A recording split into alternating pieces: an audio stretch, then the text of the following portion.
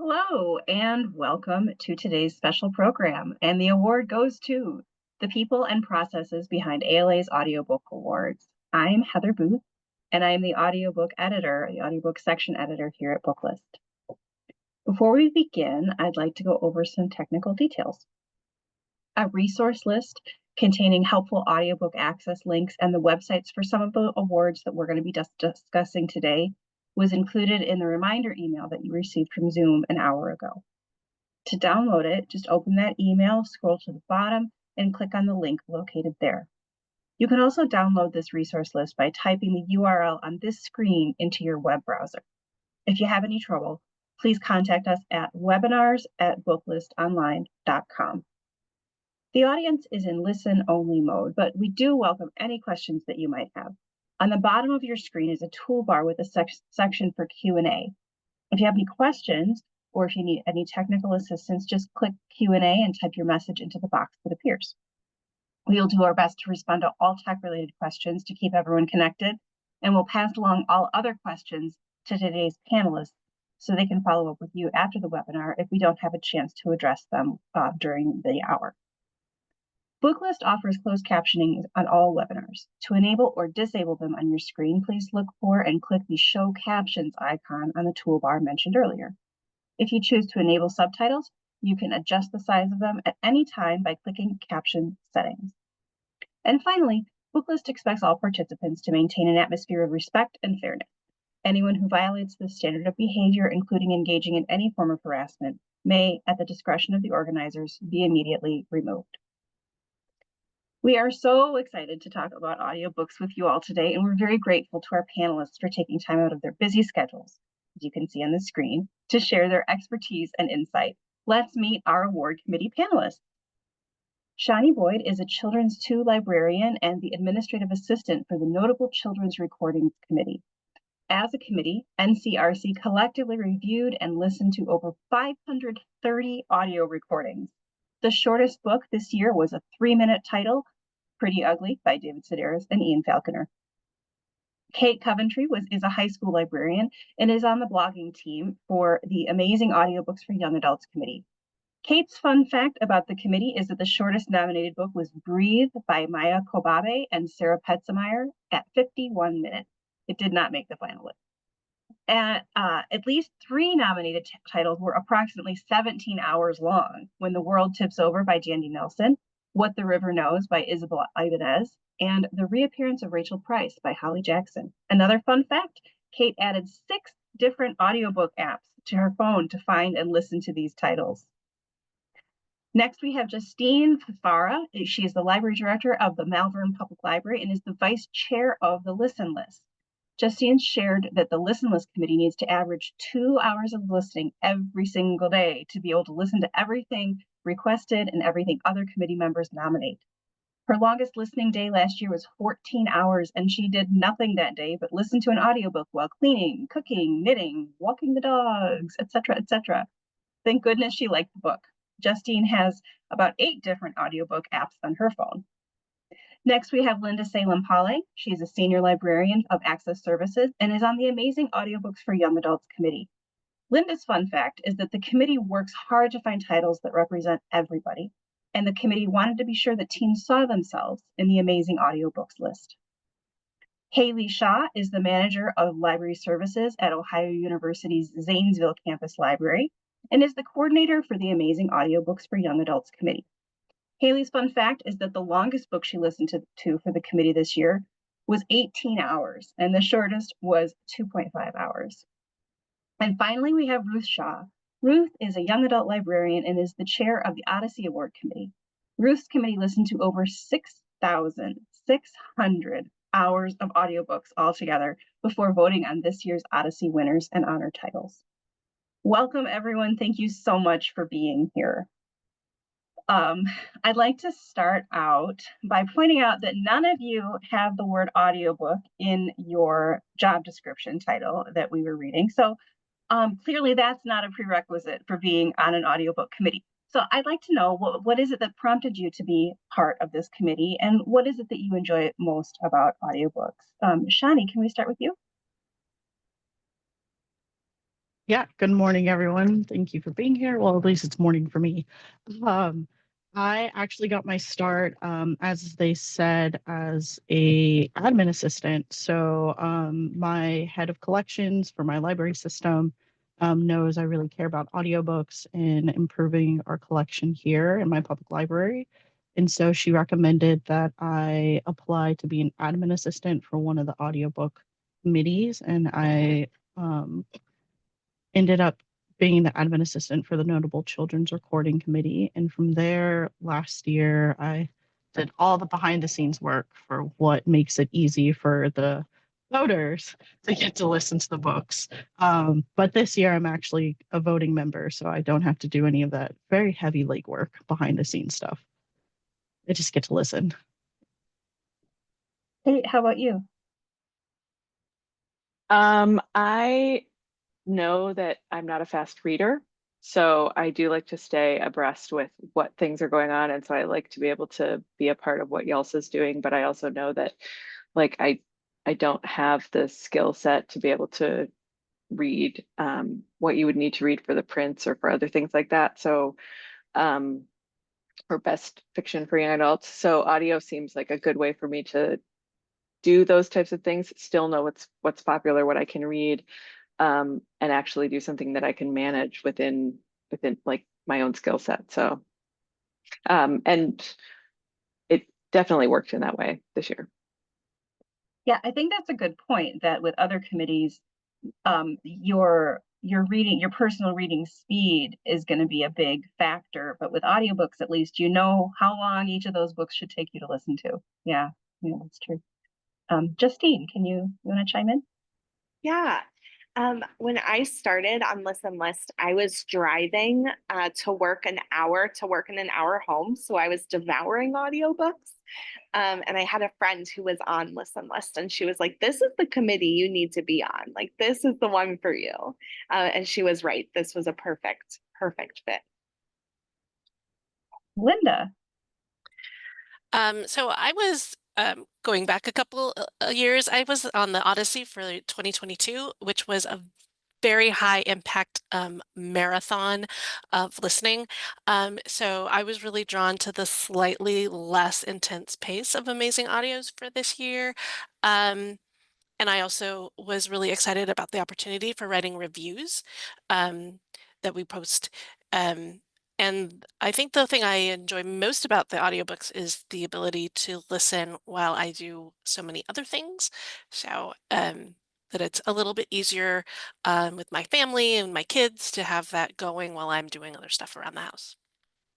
And the reviews you're talking about, those are the ones that are going up on Yelsa's Hub. Hub, Yeah, yes. yeah. Haley, can you add? Yeah. So for me, my love of audiobooks started when I was super young. We would listen to books on cassette tape in the car whenever we would go anywhere.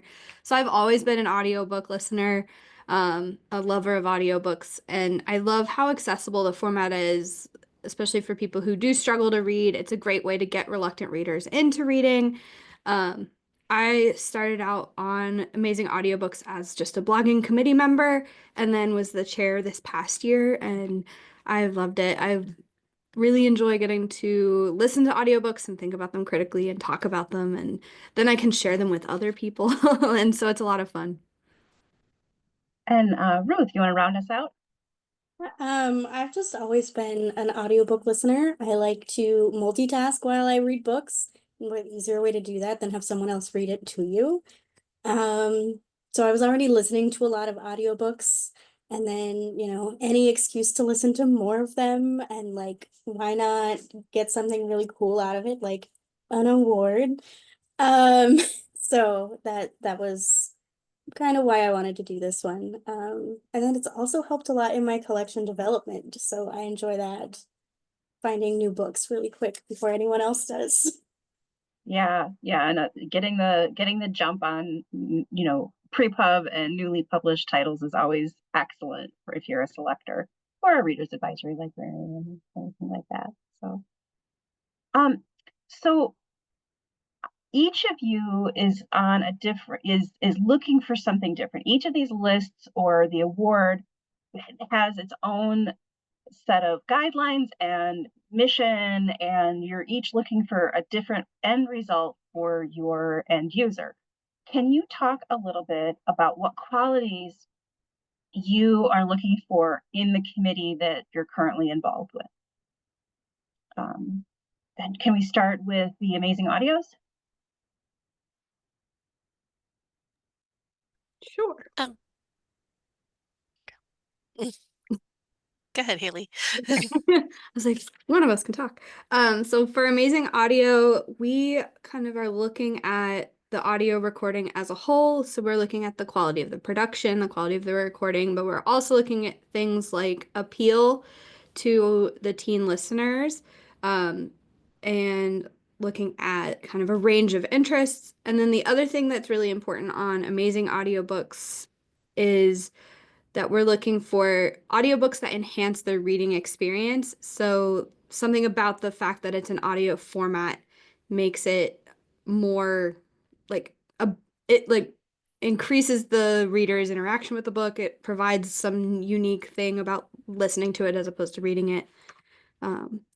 I don't know if anybody else on Amazing Audiobooks wants to talk a little bit about what they look for too.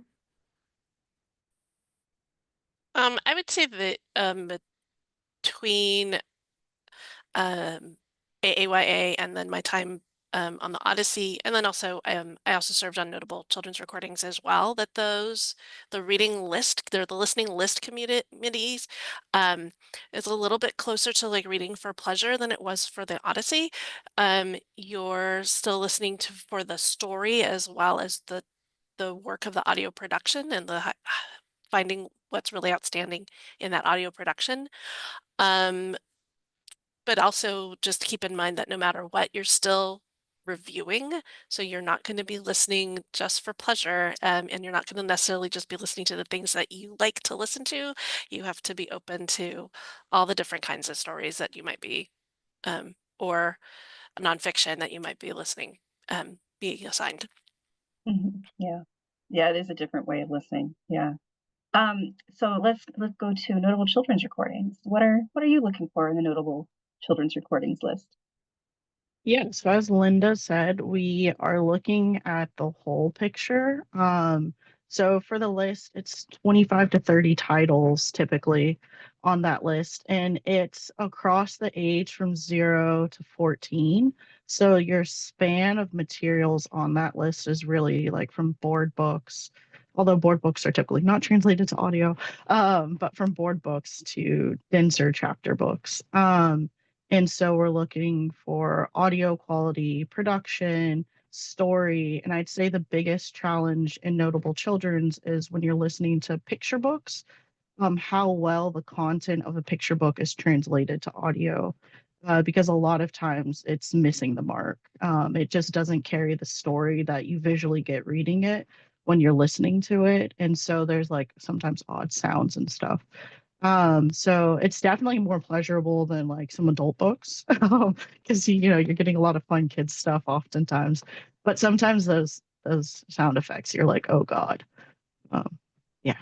So that's typically what we're looking for in the notable children's. Some hits and some misses with sound effects. Just like for anything. Sure. Yeah. Lynda, did you have something to say about that? I was going to add that Notable Recordings is also the only one of us that does music as well, as books. So, and that's a totally different experience for listening to. Yeah, and I'll add, thank you, Lynda, for bringing that up. Yes, we do listen to music, and one of the challenges is often the music that's submitted is not available to libraries, which is one of the requirements to be considered, is it must be available in a format that's accessible to libraries. So we did listen to the Wiggles EDM CD that released last year and review. It did not make the list, but we did all get to jam out to rave baby music via the Wiggles. Yeah, that's interesting. So I think this is the second year in a row that no music has been on the notable children's recordings list. And I do think that probably is a reflection in part of the changing formats and what would be eligible and ineligible. Yeah. Moving alphabetically, let's hit the listen list. Yeah, we have very similar requirements. You'll hear committee members when we're like reviewing the titles we've listened to, we talk about how it's a long way home listen. Like we go out of our way to stay in the car while we're listening, or we sit in the driveway for extra time. So enjoyable is definitely a top priority. Again, like the narration elevates the text. You're getting a different experience than you would sitting at home with the physical book. Yeah, those are the two like big criteria. Yeah, I like that enjoyability. I think that's the first time I've heard that word used specifically with these lists, but such a good point. Yeah, we want the users of the list to enjoy those, which is, I don't know that enjoyability is on the Odyssey list. Odyssey has its own set of requirements. Ruth, if you want to chime in on that. Yeah, so and hopefully Lynda can add more if I miss anything, because I know she served on this committee before. But for the Odyssey Award, it's given for the audio production itself. So the audio production is what matters. I think there's a line in the manual that specifically says like, you could not like the story and really enjoy the audio production. And that's what matters. So we are listening for those technical errors and flaws that maybe no one else noticed. We missed some right up until the end. We want the narration and sound quality to be there. We want excellent narrators. And before, when I was just listening to audiobooks, I was just like, oh, I can just DNF this because I don't like the narrator, but it's not an option here, right? Because there's more to it than that. And then, like everyone else says, it really has to enhance that story. So we're listening for 0 to 14 and then the 13 to 18. And both of the ways that you enhance stories for those ages is a little different. But you really want to pay attention to what's happening and make sure that like anything added to that production is adding to the story itself. You can still hear the story, stuff like that. Yeah. So for those attendees on the webinar here who aren't as familiar with the Odyssey is ALA's only book award for audiobooks. And I think this is now the third award cycle where there have been 2 awards given, one for audiobooks for children and one for audiobooks for young adults. So they have quite a task in front of them in that. So can we, if everybody can turn their mics on, we can all contribute to this one.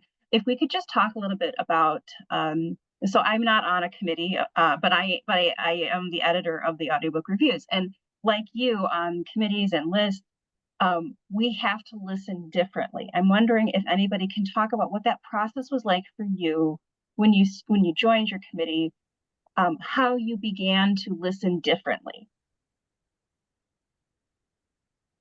My big one was that I had to stop listening at 2.5 times speed. In my personal life, I like my audiobooks a little faster. So, you know, to really get the feel of those books, we had to listen at the regular speed. And then actually pay attention to those things that maybe you're gonna miss. Like some of the books that we listened to, the Girls Like Her Melanie Sumrow title, that's one of our honor books. All of the sound effects were really subtle, and if you weren't paying attention, you were gonna miss them. So really making sure that you've got good quality headphones, speakers, all of that. Yeah, for sure. I was gonna follow up, like when I was my second year my first year on the Odyssey, I had to totally change the way I thought about listening, because it used to be, you know, what can I listen to while I do this task? And then with the Odyssey, it very much became, what task can I do that's not going to distract me from the listening that I'm doing? Yeah. I would also say though that with our list, we were allowed to speed up once we read at least 1 hour. So I actually read more things faster so that I could make sure that I read everything I needed to, which I'm not used to reading at 2.5 speed. I don't think I actually ever got up to 2.5 speed, because that's like a little too much for me. So so mine was, we were almost did it in an opposite of that. Yeah, I think the speed thing is really fascinating. For Listen List, we also cannot speed it up. We have to listen at normal speed. And in our meetings, we'll talk about like, oh, this one, if I was listening for fun, I would have sped it up. Like this dragged. And I think that's a really good qualifier for our list of like, maybe this isn't a great production if it feels like we want it to go faster. Yeah, it's not just the pace of the story. Like you can't wait to get to the next thing. It's the pace of the narration. Yeah, interesting. And to that point, also, there was a moment where I was listening to something, and there was a scene where someone had just come into a room that was just full of blood, and I was listening to this at the regular speed, and realized I had just sort of missed it because of the pacing and the way that and I suddenly realized this book can't work if the moment that's supposed to be so tension driven didn't provide any tension for me. So that's one of the other things that I might have just kept reading if I wasn't reading for, am I actually understanding what's happening? Yeah. I think I've definitely changed, and it's almost like it's not ruined audiobooks. I don't want to say that, but it's ruined like how I listen to audiobooks for like just for fun. I now like overanalyze every audiobook, not just the ones I'm reading for the committee. One of my like favorite examples is the audiobook for Fourth Wing. The like narrator, there were like sections of it where you could very clearly hear that the audio had been re-edited and it was completely different recording, like the quality of the recording and stuff. It's like those little things that you wouldn't have noticed as a normal reader that now you like can't unhear. And sometimes I wish I could unhear them, but it makes you appreciate the work that narrators do and the work that the production companies do and the publishers do to make these audiobooks what they are, and it really helps you like set apart like the audiobooks that do make these lists and the audiobooks that win the Odyssey, and like it gives you a new appreciation for them, I guess. Yeah. Yeah. And not just necessarily audiobooks. I got to the point now where any kind of recorded voice, if I hear sticky mouth or audible breaths, for sure, it stands out to me every time. I can't not hear it now. Yeah. One thing that it gave me, though, especially my time on Notable Recordings, was it made me better at reading out loud. It really was just story times or even presentations or just reading my own work to myself. It's like a master class on how to listen and then how to read. Yeah, that's a really, really great point. I definitely hear different ways to present audio through audiobook. And actually this summer at ALA Annual, we're going to be talking about this on a panel about how audiobooks and audiobook production can inform us as storytime presenters. So put a pin in that one, folks, for for later on. So getting back to the purpose of ALA's audiobook list, it's not just so we can feel great about being discerning audiobook listeners. It's so that we can share this information, this wealth of knowledge accumulated through the committee work with librarians. So I wondered if you could each talk a little bit about what do you think is the most useful element of your list? What do you recommend librarians go to your list specifically to find, and how your list enriches a practice of librarianship? We can jump in anywhere. Start us off. Yeah, Justine, you want to start us off? I think it's a really good reader's advisory tool, right? No, but we're talking the listen list here. Yeah. Yes. Sorry, listen list. Great reader's advisory tool. But I think it's also a really good tool if you have people who are interested in trying audiobooks for the first time. They're great entry points because we've done the suffering through the not great audiobooks to find these really good ones. So like if an audiobook is going to hook this patron, it's going to be one of these. And I use it that way all the time at the library. I'm like, well, if you've never listened to an audiobook before, like let's start with one of these. Not necessarily your favorite book, right? Your favorite book may not translate super well, but these translate so well. I think that's a really useful tool to have in your pocket. Yeah. And the listen list is different from the youth list in that also in that it's always a dozen titles. Is that correct? Yes. Yes. Yeah. So you're not overwhelming a patron with a list of 50 adult titles that they might like. It's always a dozen. Yes. And then the committee does the hard work of creating listen alike for each of those titles too.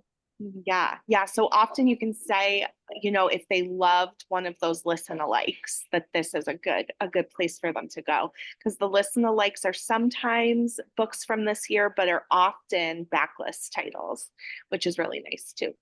Yeah. Yeah. Excellent. Let's go to children's recordings. How do you see your list being used? Yeah, I actually think we are very similar to what Justine described, but from the children's mindset. So it's really like for readers, reluctant readers, or someone entering into audiobooks, the Notable Children's is a really great place to start because of its wide variety of picture books, chapter books, graphic novels, and sometimes CDs that end up on that list. So it's really a mix appealing to many different kinds of readers. And it also, from the publishing side, kind of sets the standard or at least gives a clue to like what works and what is entertaining for young listeners. Um, as we continue to get more books translated to audio and have more sound effects incorporated, it's a really good barometer of what works well. Pointing to the list this year, 3 of the Kina Ford books that were put on the list, all 3 of those ended up on our official list. Just because all 3 that were published for audio were just exceptional. So that was kind of like a good example of, you know, you did 3 times in a row in 1 year. So it's a good guide to what works from the publishing side. And then, like I said, it's just a nice variety and very entertaining. And it's a good reference list as well. And with the Notable Children's recordings, even though it is a list that spans quite a wide age range for kids, the recommended age of the listener is included for each of those titles too. So librarians who pick that list up are not going to be flying blind if they are working with an 8-year-old. Which of these is gonna work? So that's a nice guideline that you provide as well. Exactly. Yeah. Amazing Audio. How do you see your list being used? Do you have a different method of process with the blogging too there? I was going to say, I think one of the unique things with a lot of the lists of YALSA is that there's the blog that everyone adds to throughout the year. That can be different than what ends up on the final selection list, and then of that final selection list, there's the 10 that stand out as the best voted for by the group. And of course, I was reviewing our top 10 and I was like, oh no, these are actually like really some of my favorites, but sometimes just based on, you know, something that you fall in love with maybe doesn't get the same love that everyone else does. There's always that possibility, but hopefully it's still on the list somewhere. But you will find that a review for a title doesn't necessarily make it to the final list or doesn't necessarily make it to the top 10. And still it was valuable enough for someone to nominate throughout the process. So then you can go and look that up. And there's always some read alikes in that as well. And some information, which I think means that you have sort of 3 different ways that you can use that as a librarian to figure out exactly what's going to be the best fit or the best match for what your patrons are asking for from you. Yeah. When I was in my role at because partway through the committee year I changed jobs, and I was in a public library and I was in charge of purchasing all of our digital collections for Libby and Hoopla, and I used the committee, like the nominated titles, as a purchasing guide, and I think it is a really useful tool because especially on Overdrive and Libby, things are really expensive and you have limited budgets, and it can be a really good way to have this kind of vetted list of titles that librarians have said, these are really good, they're good quality, so that you can make those purchasing choices. It also is a good reader's advisory tool, like people have said. Just being familiar with stuff, and if you're not an expert, it's a good place to look.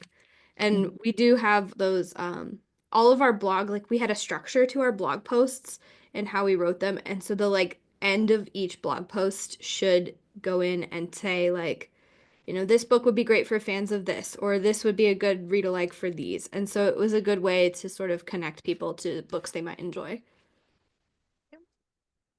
And then the Odyssey. I kind of struggle with like one specific answer for this question. In many ways, everything that the lists have said, but then also I think it's a good way because we have decided that these are, some of the best audiobooks out there. It's a good way to introduce people who are hesitant to listen to audiobooks to them. And then also for reluctant readers who maybe aren't ready to like sit down and read a whole YA novel, but maybe they'll listen to it. And maybe it'll be more fun for them and they'll learn a new way to enjoy the story. Something I always appreciate about the list is because there's such diligence in everybody's process, I do think that there's an opportunity when these lists and awards come out to share information about stuff that's really on the vanguard of audiobook production. I mean, in recent years, with the Odyssey, we've seen, graphic novels reaching top of the pile. We've seen audiobooks that have really interesting soundscapes where you might not expect them, things like that, that are really, that showcase the way the format is evolving in such a way that we might not always be able to catch just purchasing an audiobook because we expect that the print book is going to be popular. I think that's another great use for these lists. And it brings up something that I was in a conversation with an Odyssey committee a number of years ago where they were discussing what is a perfect audiobook. And I'm wondering if that's something that your committee has ever discussed. Do you think that there could be such a thing as a perfect audiobook? What would make an audiobook perfect? I've actually thought about that a lot. I don't think there's a formula that says you do X and plus Y and then you get a perfect, and you add this and then you get a perfect audiobook. I really think it depends on each one. Does it need a full cast or is it a single reader? Will sound effects enhance the listening or will it distract from what's the narration? And then just the big decisions of how you represent with sound what's on the page beyond just the dialogue and narration. Whether it's the illustrations and how and the order. If there's a lot of illustrations on a page, what order do you put them in? That's a huge consideration. Free verse poetry, I think, is maybe the hardest thing to represent in audio, and so because a lot it's visual, but it's just words. So how do you present that in a way that is reflective and moving as that visual, the poetry was, or even the way like a written sound might be used, in sound effects might be represented, right? Are you going to use sound effects? Are you going to have the narrator sound them out? Those are like so many huge decisions. The more I think about it, the more I'm like, yeah, there's a reason why we give it to the producer, like the Odyssey to the producer. It is super hard to make all of those choices. So. Yeah, I kind of agree. It is very much case by case depending on the book, what would make it perfect. Like we all have our favorite narrators who we enjoy listening to, and so it'd be easy to say like, oh, it was narrated by so and so, and but it definitely is really subjective depending on what the book is. Like, does the narrator fit the character, and how are their voices, and do they sound a little funky doing this specific accent, and all those little things that you have to think about that make the audiobook perfect. And like I love when they use music in an audiobook, but they use it effectively. And it isn't a distraction and it's not gonna be like uncomfortable to listen to. Sometimes it gets really awkward. Like I love The Lord of the Rings. It's one of my favorite book series, but I can't handle those audiobooks because the narrator sings the songs and I don't like the way the songs are sung in the book and it just ruins it for me. And I just I just want to skip all the Tom Bombadil stuff. So there's all those little things to think about. Thinking of that too, and the singing, there was something that I listened to this year and it seemed like some of it would be songs. And so I wanted to read the text because I wanted to see what it looked like in the text. And so a perfect audiobook, I think, I mean, I don't know what that is, but I can tell when something doesn't quite do everything that it could do. It's almost like the opposite of that. Like there was this opportunity, and sometimes they do it and you're like, oh no, don't sing. But sometimes they do it, and like if you listen to the series of unfortunate events, and there are whole songs at the beginning that are created thematically for each one of those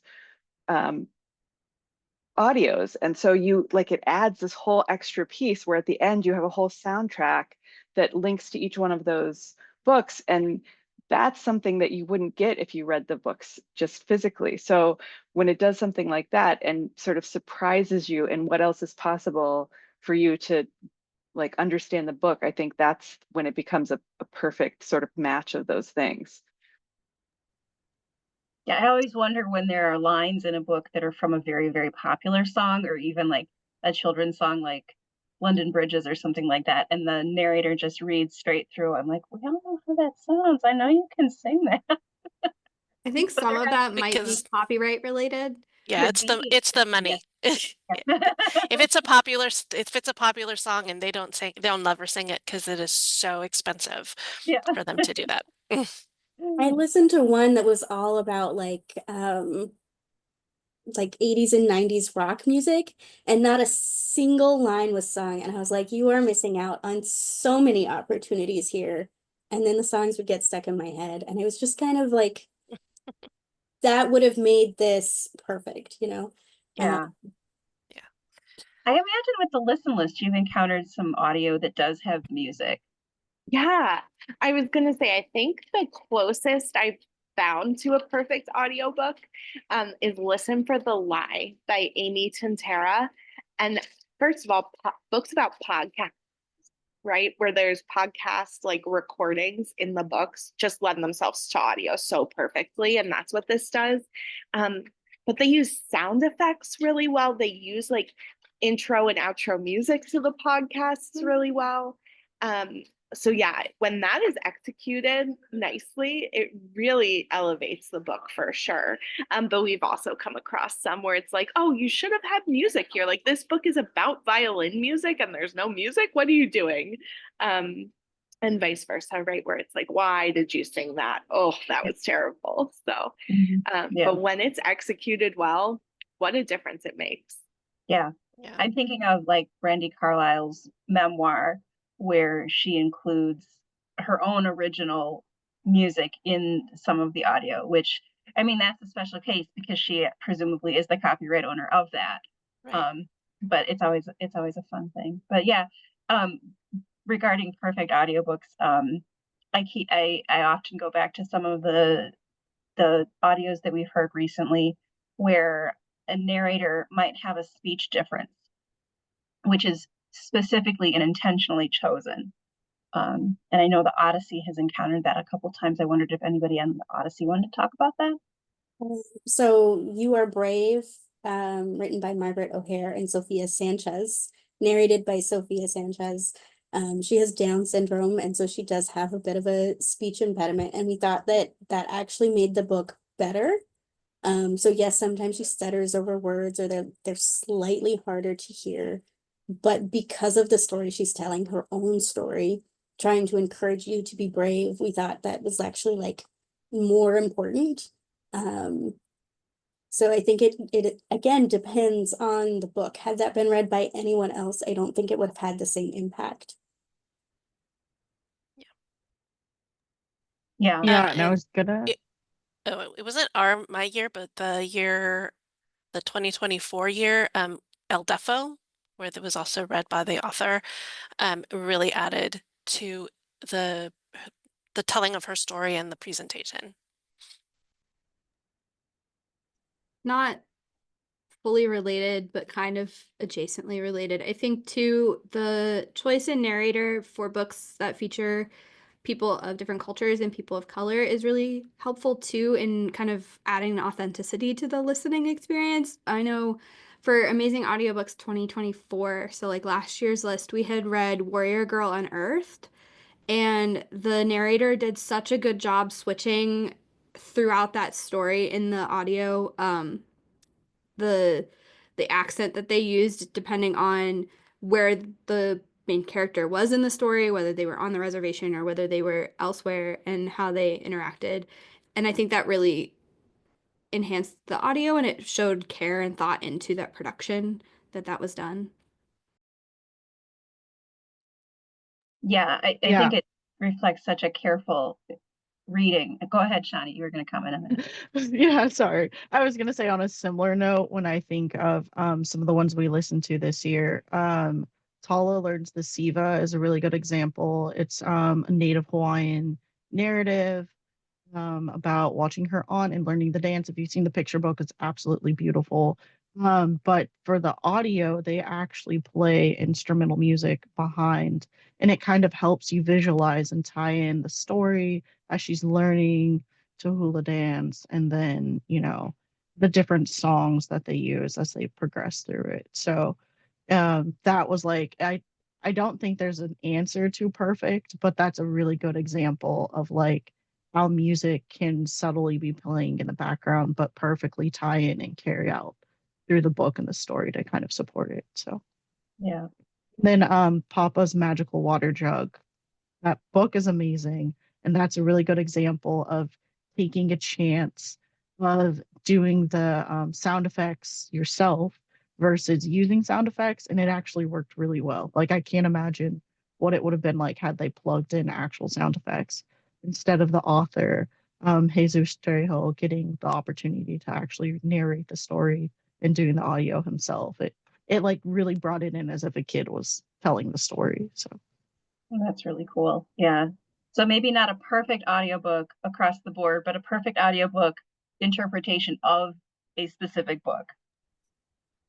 Another like really good kind of attention to detail thing that I love in an audiobook is when they do change the text to reflect that it is an audio. I notice this a lot, especially in nonfiction, where they'll like, instead of saying "Dear reader," they'll say like "Dear listener," and they'll make those little changes throughout the story just to like, so you're not like, "You'll see on page 4." Like they actually will think about the format and the fact that the person listening to it does not have the same experience as a person reading it on the page.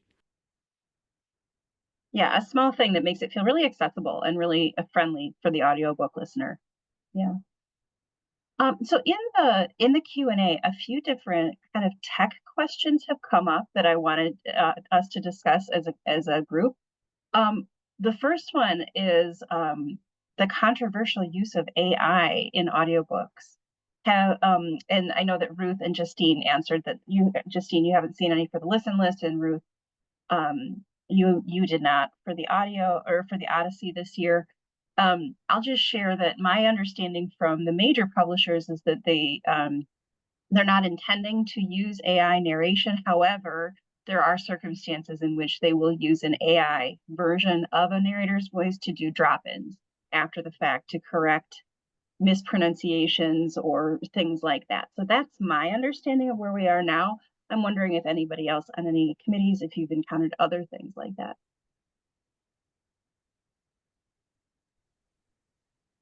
I haven't encountered anything, but I have heard rumors for sure. And I've had somebody say like, I don't know if it's the case for the Odyssey, but somebody was talking about the fact that you have to listen to the final published version of it as opposed to just listening to an ALC,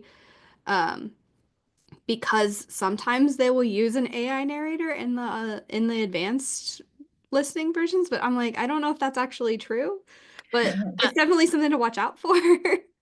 I know that one of the things I was going to listen to as an advanced listen copy was it was flagged as being AI generated. So I was like, nope. I would also say that when I was looking through, I can't remember if it was NetGalley or Edelweiss, they had some audio and they were very clear saying that like this is not being read by a human. So they were sort of providing audio versions of things that really weren't their audio productions. And so that I definitely think that they're doing, and there may be, I mean, I suppose if you want to know the story, then, but it definitely did not work for what we were looking for. Yeah, and I mean, the expense of producing an audiobook is not negligible, you know, so I can definitely appreciate AI as an accessibility format for something that wouldn't otherwise be put on audio. But I think when we're talking about our best of lists, I don't think we're there yet. Another tech question that has come up is relating to how you listened. Headphone, earpod recommendations. If you're analyzing very specific sounds, how did you do that for your committee work, and what would you recommend? So I did put my earpod recommendation in there. They're like the Soundcore by Anchor. Their battery lasts for like 72 hours. So very nice to use. But also, I think I agree with what Kate said. I think it was Kate. That sometimes you would have to listen to them in different ways just to see, like, am I hearing this just on the headphones? Is it just in my car? Like, just to make sure that you really are getting the full experience or you're not mishearing it.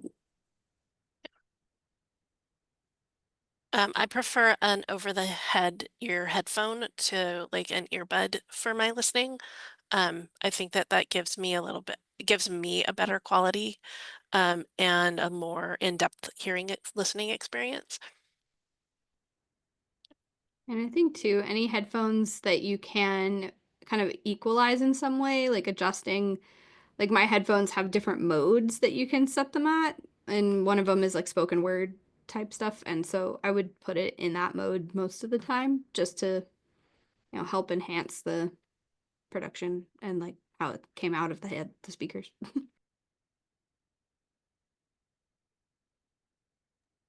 I was just going to add, this may sound really silly, but having wireless headphones was actually really handy, because then you weren't connected to the device and you could have your device in one place and still go off and do whatever you want. And that may seem like a really obvious thing for people, but I had like some AirPods that I listened to, but I also had a set of over the head ones that I would also then listen to like right before bed, and I could bookmark the book so that I could fall asleep. And then I would fall asleep, and it was like a little cushion for my ears as opposed to the AirPods that would crush them. So things like that. I'm often like everyone listening while I'm doing other things, and so I'm doing the very, very suboptimal thing of listening to it straight from my phone speaker. But I do then sometimes need to bookmark things and go back and listen again, not while I'm hearing the sizzling of the oil in the fry pan or something like that, because there's listening for the story and there's listening for the specific sounds. So, and I've noticed increasingly productions that are very, very careful about having a surround sound in the production. Like LA Theater Works is doing a great job of that, where they hope that you're listening with high quality headphones so that you can hear the movement of somebody across the stage, for example, that vroom, in the kids' book. So that's another really interesting development, I think. Another sort of technical question that I think we could discuss now, somebody brought up a title that they really liked that was an Audible exclusive. And so that would not be eligible for, I don't think, any of the lists. Am I correct in saying that? Because it's not available for purchase by libraries to circulate and catalog. So that's a bummer, because Audible exclusive does a lot of interesting things. They're not all picked up by Blackstone, so then they can't be evaluated. But are there other things that your committee doesn't is going to immediately discount because of some external factor? I will say sometimes the Audible exclusive titles are available to be purchased on CD for a library, so I would always check Midwest Tape and see if it was available to buy, if it was something that was really worth considering. It definitely wouldn't exclude a title completely if it was available to buy a physical format, but it definitely is something we considered on our committee of like, if it's only available on Audible digitally, is it an accessible thing? Should we recommend this to a library? Mhm, mhm. I also had at least one self-published book that was recommended to us, and again, because it was not available for purchase by libraries, I couldn't recommend that one either. It could have been amazing, but we're a library organization. We're here for our users. The eligibility year is really confusing because it's not that actually that calendar year all of the time. So making sure that it falls within that, whatever the eligibility year is for that. And that includes sometimes, I know that this happened on ours, where it was re-released that eligibility year, but having to do that due diligence and finding out that no, it's actually the same thing that was already been released. We can't consider it for this year. I Yeah. think the Odyssey does allow that as long as they made significant changes for that re-release. Yeah. So it But just, I think this one wasn't, no, unfortunately. no significant difference. So, yeah. Yeah. Yeah, I would Yeah, we- echo that for the notable children's, that sometimes books slip in that were not published within the time frame because our time frame's a little funky. And then again, what we talked about earlier with audio recording for music. Not everyone has access to Hoopla does not pick up every CD. Especially where children's music is concerned. Oftentimes that is independently published and released. So the accessibility for a lot of that is hard. And then I'll just say a really obvious criteria is that it can't be an abridged version. I imagine that's true for everyone, right? We want full length audios. Yeah. Yeah, which is such a change from when I first started in libraries, where a lot of our audiobooks on the shelf were abridgments. I'm just so glad to see that audiobook listeners now get the full story.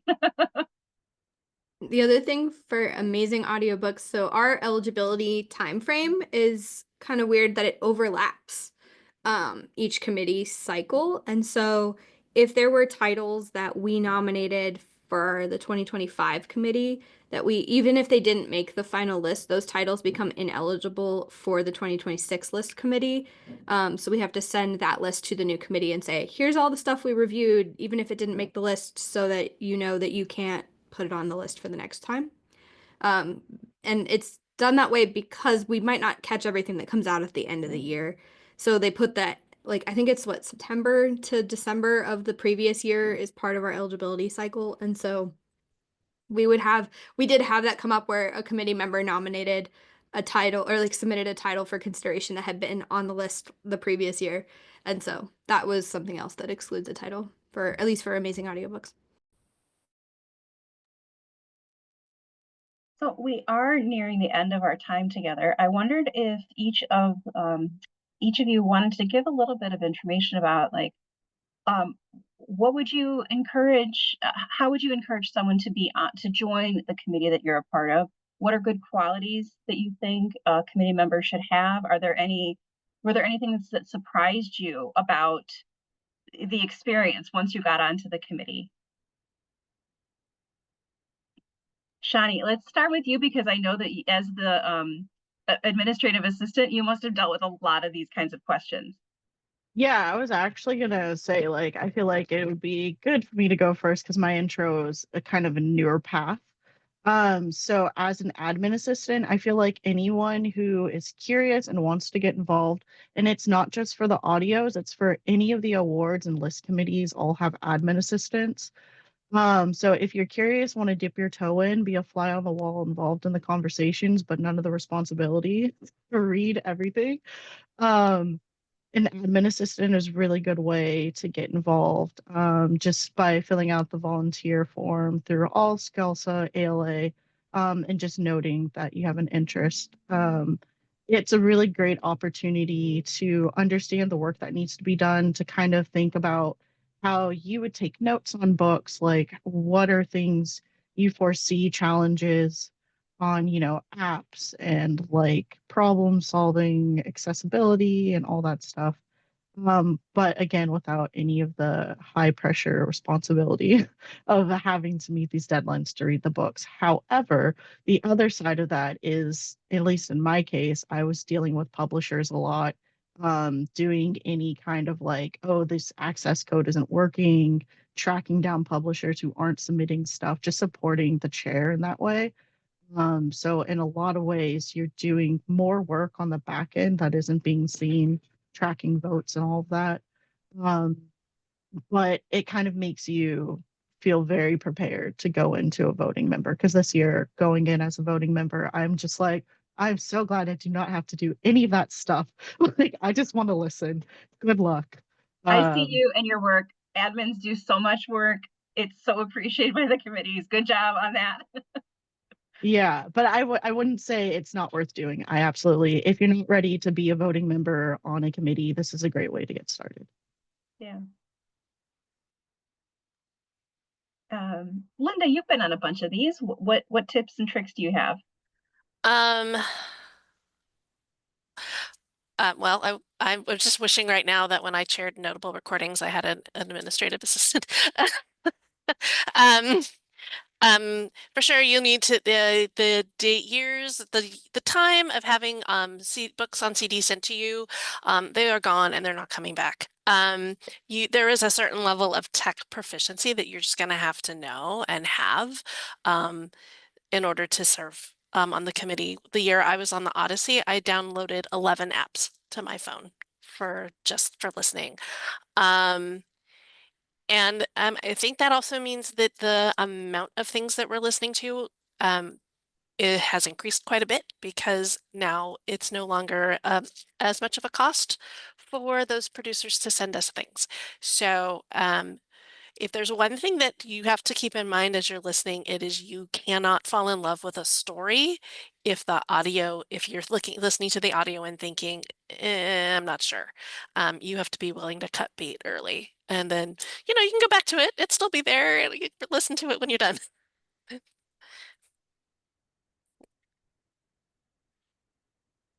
I just want to emphasize that tech savviness there. I started having nightmares about broken audiobooks somewhere around December 2024.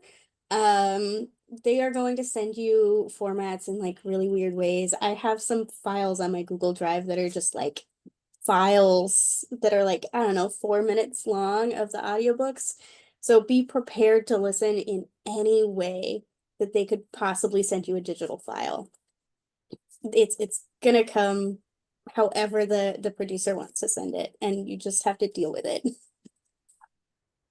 I think too, being just very organized to keep track of things and don't procrastinate, because otherwise you'll hate yourself come December when you're trying to fly through everything.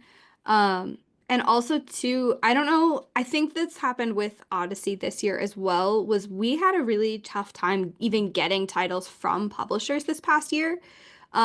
So being willing to know that you're gonna have to sign up for as many library cards on Libby as possible, and being prepared to find out the ways to get those ARCs, like signing up for the Libro FM ARC program and things like that, and like seeking out titles yourself is going to be something I think might be slightly different from previous years, especially. And I don't know if that's a shift in the publishing industry or a shift in just this past year was weird. I'm not sure, but being kind of a self-starter in a way. You can't just sort of expect things to be handed to you for listening, because we didn't receive any physical stuff at all the last couple years, but we did get titles from publishers for different apps. Like Penguin Random House has their own app, and a lot of publishers were using Gloss and the NetGalley app and all kinds of stuff. I will also say that when you join a committee, making good use of the people who have been on the committee for a couple years. So Listen List does not have an admin assistant. You're a voting member, and then after you've been a voting member for at least 1 year, you can be vice chair, and then the following year you're chair. So I'm vice chair this year. I'll be chair next year. And just like I am trying to tell new members all of the things I've learned, like this app works really well. This one crashes every day. This publisher is going to send you a file to your Google Drive and it's not going to be in order. We have to figure out how to listen to these files in order. But just like ask questions. Like we were all new. We're all just doing our best day to day, right? We're all just librarians. So making sure you're asking questions of those people who have been on the committee before and have tips and tricks. Yeah, I think that's something good to keep in mind, that when you join an audiobook committee, you're not going to be a committee of all new people who've never served on a committee before. Your chair will have experience and can offer guidance. And you'll have an ALA liaison too, and they can help if you get in a real pickle. I just want to restate too, like making sure that if there are things to read, that you do that. Like if you just wait until the end, like you know how many hours that is, and you know that you're not going to have that many hours in December. There's just no way. So like you have to stay on top of what you're reading. And I think too, it's really easy to get imposter syndrome and be like, I'm not qualified to be on this committee. Don't be scared. If you think you'd want to do it, try it. I was so terrified to chair the committee. I was like, I've only been on the committee for 1 year and I have no idea what I'm doing. How am I supposed to chair this? And it was honestly one of the best experiences I've ever had. I read more books in 1 year than I have done in a very, very, very long time. I got to meet wonderful librarians from all over the country. It was amazing. So if you're thinking about it, just do it. It doesn't hurt to try. Good words. I think, unfortunately, we're going to have to end it on that very positive, hopeful note. Thank you, Haley. We are now over our. Thank you all so much for joining us. Thank you, Shani, Kate, Justine, Lynda, Haley, and Ruth. It was just a really wonderful, fascinating conversation. I could talk about audiobooks all day. I often do. I'm glad that you guys were here to have that conversation with me, so I'm not just talking to myself. And thank you, of course, also for all of the work that you put into these committees, sharing these beautiful titles with patrons, and especially with our young listeners. Tomorrow, all attendees will receive an email that has a link to today's video recording, a resource list, and a certificate of completion. For more about Booklist webinars, be sure to visit booklistonline.com/webinars, where you can view archives of past webinars and register for the upcoming ones that you see here. And be sure to note our brand new fancy up-to-date website. It makes it a lot easier to navigate now. You can also find out about the latest webinars that we offer on our social channels. Visit us on Instagram, Facebook, LinkedIn, and now Blue Sky. Just a note that we're no longer on X, so please find us on any of these other channels for the latest Booklist news and updates. Also, coming right up, Booklist is back with a new series of free Readers Advisory workshops coming up Wednesday, March 12th. Join us for 3 sessions led by library experts in the field, focusing on genre blending in adult and YA titles, nonfiction readers advisory, and hot tips for hand selling. And I will be presenting at that hot tips for hand selling with my colleague, Susan McGuire. All sessions will be recorded, and to be sure you receive the recording and other workshop resources, please sign up on our website. Like I mentioned, new year, new website. Booklist is thrilled to share our newly designed website with an enhanced search engine, new recommendation resources, special content for ALA members, and so much more. So head on over to booklistonline.com and start exploring. Also, speaking of new content for ALA members, we are thrilled to announce that the digital version of Booklist Reader, which is the monthly Readers Advisory magazine from the editors of Booklist, is now an ALA member benefit. Head over to our new site and start reading. And if you're not already a Booklist subscriber, use your ALA membership to sign in. Thank you so much for joining us for today's webinar. One more huge thank you to our panelists, Shani, Kate, Justine, Lynda, Haley, and Ruth. This concludes today's webinar. Happy listening and see you next time.